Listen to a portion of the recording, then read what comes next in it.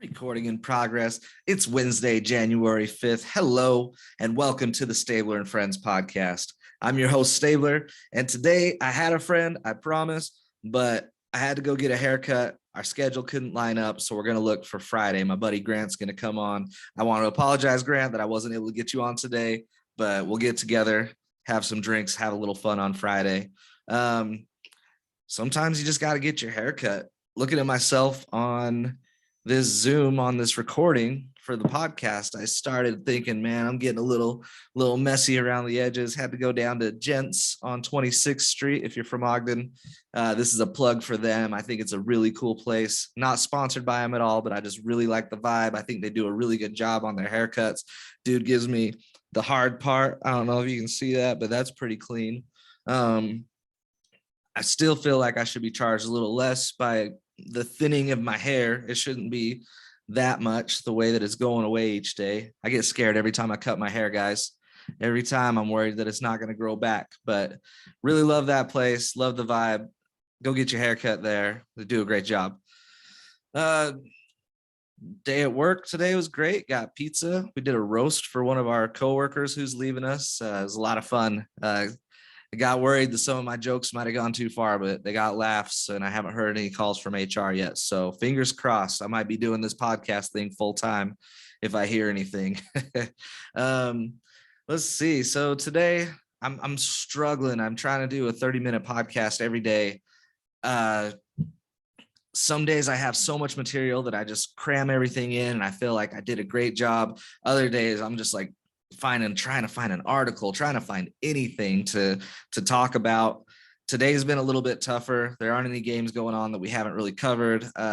Basketball's not my forte, so I need to get somebody on here to talk basketball with me. So if you're a basketball fan, I know I got a few that I've had on before. Love to have them on again. I'll have to reach out, but always open to fresh new faces as well as the originals. So we'll get going on basketball soon. Today, I wanted to talk about the MVP race for the NFL. I wanted to talk about Rob Manfred, the commissioner of the MLB, and his antics and the MLB lockout that's going on. I'll update you on what's going on there. And finally, it was National Trivia Day yesterday.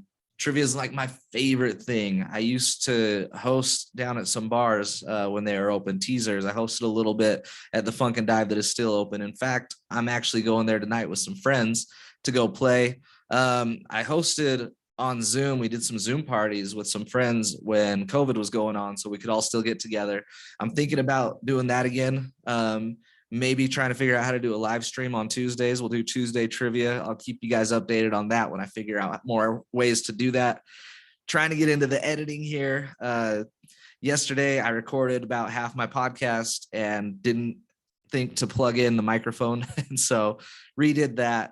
Tried to sync up the two parts. It like almost overheated my computer. It took about 40 minutes to export. I got to update, find a new program, things like that. Still a work in progress. Still having a lot of fun. I made some jokes about my ratings being low. Asked a few people to share with a friend here and there. And I do check the ratings, even though that's not my prime motive, but my ratings basically doubled. Had a lot of fun comments. Thank you guys for checking it out. I hope that the ones that subscribed enjoy it. If you'd like to subscribe, please feel free to follow me at The Real Stabler on Twitter if you want to interact with me. If not, I'm assuming you're a local friend that is just friends with me on social media. Feel free to send me a message or just talk to me on the comment thread every time I post this stuff. All right, getting into it. MVP race for the NFL. I think it's down to just a few people. The front runner, obviously, is Aaron Rodgers.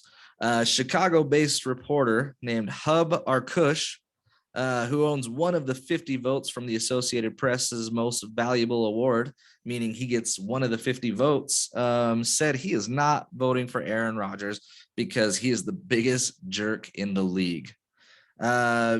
Rodgers responded, I think he's a bum.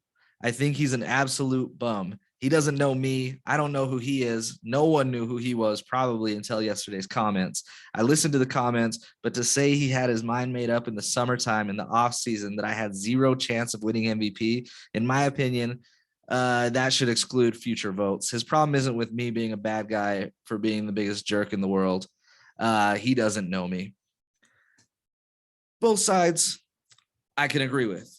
I agree that I think Aaron Rodgers has habitually been a jerk to people from reports that I've seen, the way that he mocked Russell Wilson for thanking God for a football game and taking jabs at him there. I know that his family doesn't like him. I know that he had issues with Mike McCarthy. I know that he's had tons of issues, and a couple of them rightfully so, right?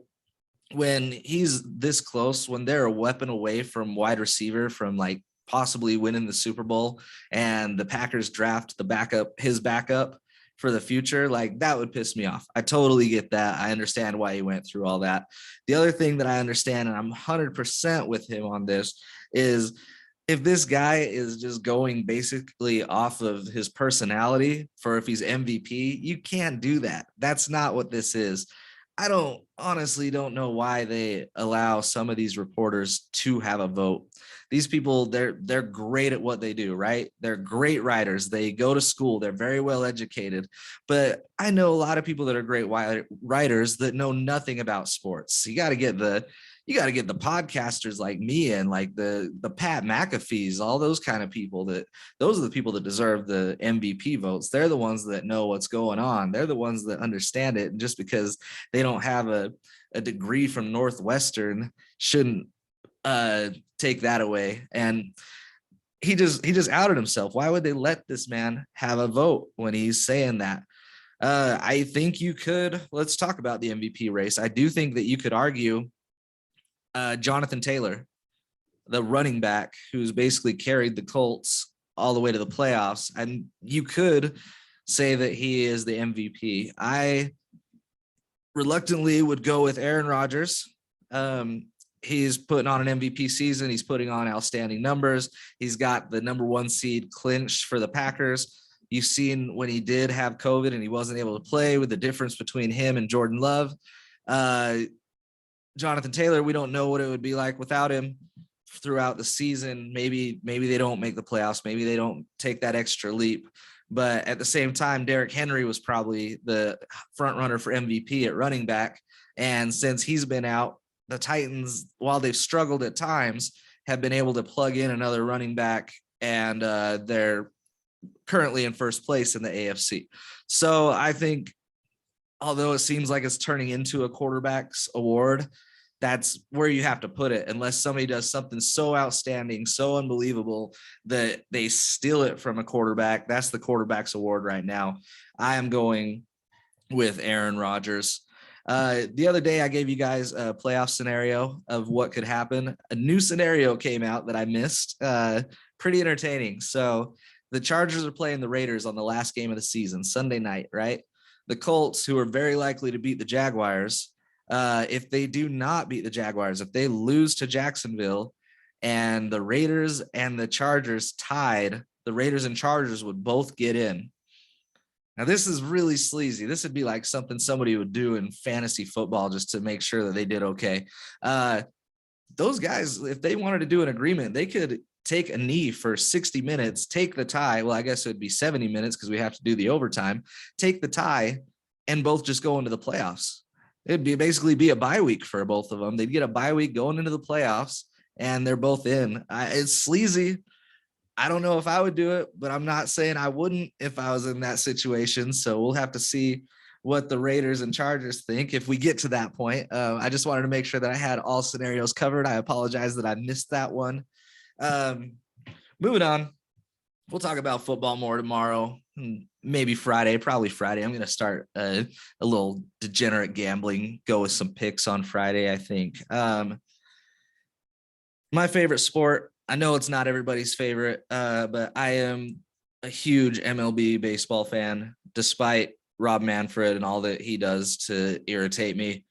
Currently, their contract is up with the Players Association. Owners making a lot of money, players also making a lot of money, would like to make more money. They cannot come to an agreement right now. Here's a couple stats for what's going on. The owners think that they're already paying too much. Let's see. So players since 2017 as a whole are making $200 million less as a whole. So the numbers overall are going down. I know the paychecks are still going up for the superstars. The last non-COVID year, so 2019, they revenued in $10.7 billion, which was the second highest revenue in American sports. I understand that people say athletes don't need any more money and that they are overpaid babies, but look at the revenue it brings in. If your company had an increase in revenue and you were a major part of it, would you just sit there and be happy that you did a job well done, or would you want more money? You can say that you're happy to help and you don't need the more money, but I guarantee you're lying. And I guarantee if that scenario was face to face with you right there, you would want more money. You'd at least ask, or you would be bitter that you didn't ask. So I used to side with the owners. I used to think, man, you're making plenty of money. The contracts are guaranteed in baseball, unlike other sports. Well, I guess unlike football, basketball still guaranteed. They make good money. The big shots are making $200-300 million contracts for 10 to 12 years. So they're doing all right, but it's crazy how much more money the gambling and the revenue and the TV contracts has brought the revenue up.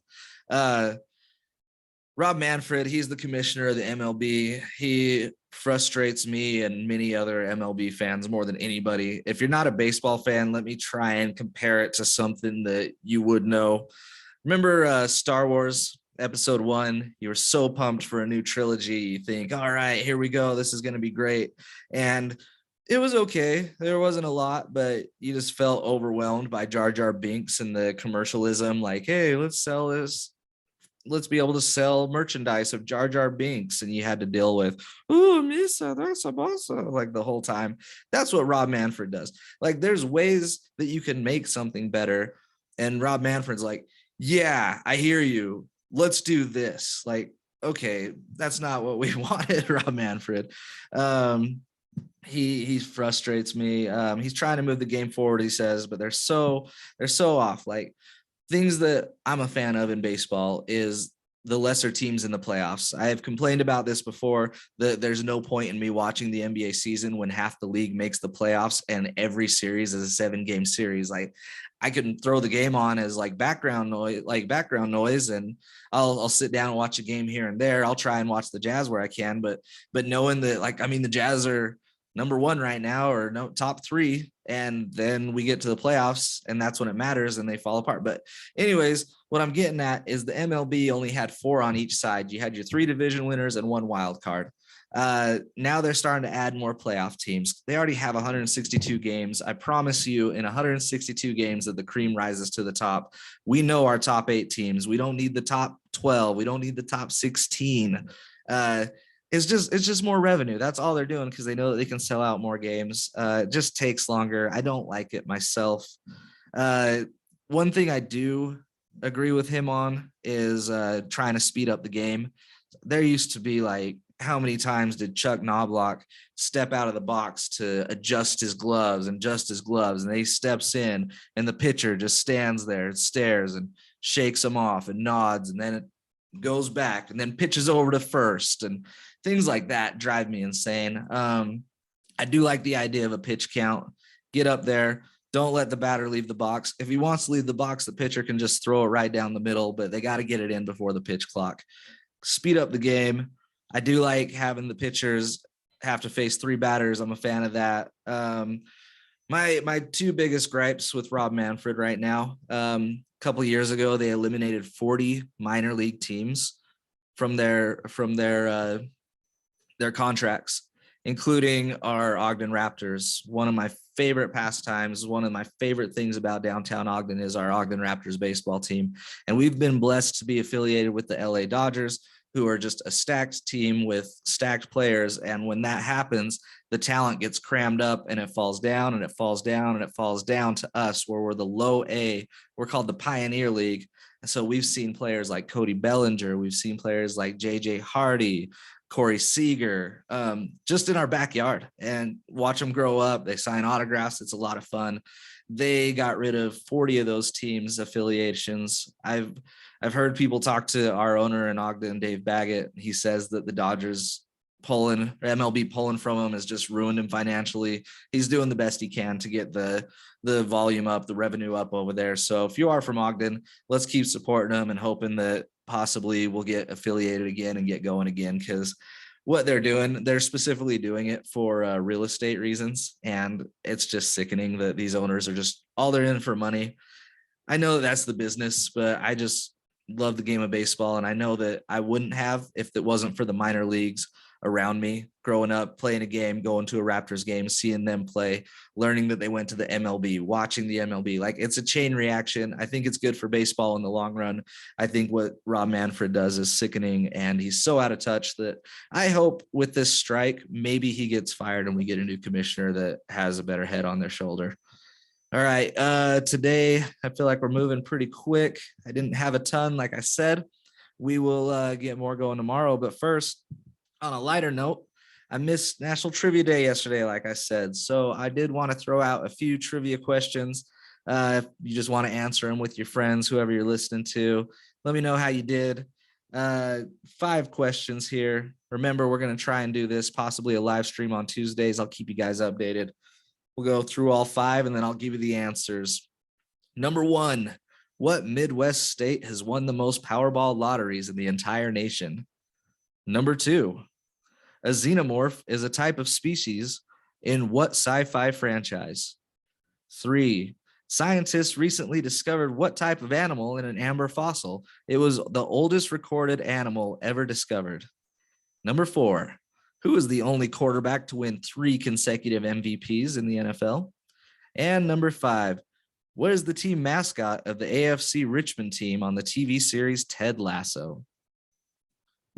Okay, guys, finishing it off here. Number 1, what Midwest state has won the most Powerball lotteries in the entire nation? That would be the state of Indiana, who has won 39 lotteries. 39. Utah's won 0. Come on, Utah, let's get some gambling in this state. Or let's all move to Indiana and take our chances. I love it on that new movie, Don't Look Up. The president says, if you don't want to be so poor, start picking better lottery numbers. And I agree. Let's do this. Let's go win big. Number 2, a xenomorph is a type of species in what sci-fi franchise? That would be Alien or Aliens franchise. Number 3, scientists recently discovered what type of animal in an amber fossil. It was the oldest recorded animal ever discovered. That was a crab. Number 4, who was the only quarterback to win 3 consecutive MVPs? As Brett Favre. I wanted to do that one so I could do my John Madden impression. Not nearly as good as Frank Caliendo, but it's getting there. And number 5, what is the team mascot of the AFC Richmond team on the TV series Ted Lasso? That would be a greyhound. I don't know if you've seen it, but if you remember the episode where Danny Rojas is shooting the penalty kick and he accidentally kicks the dog that got loose from the chain. Bad results. I'm not going to end the show on that note, but yeah, AFC Richmond Greyhounds, great show if you have Apple TV.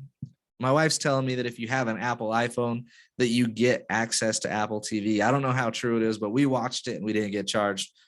Great show. This one, not one of my best shows here, but I really appreciate you guys listening. Promise I'll get some more guests on. We'll get it going. Hopefully some more news tomorrow. Thank you all for listening to the Talk Tirade. Oh, we're not the Talk Tirade anymore. Stabler and Friends. And thanks for being my friend. Have a good night, everybody.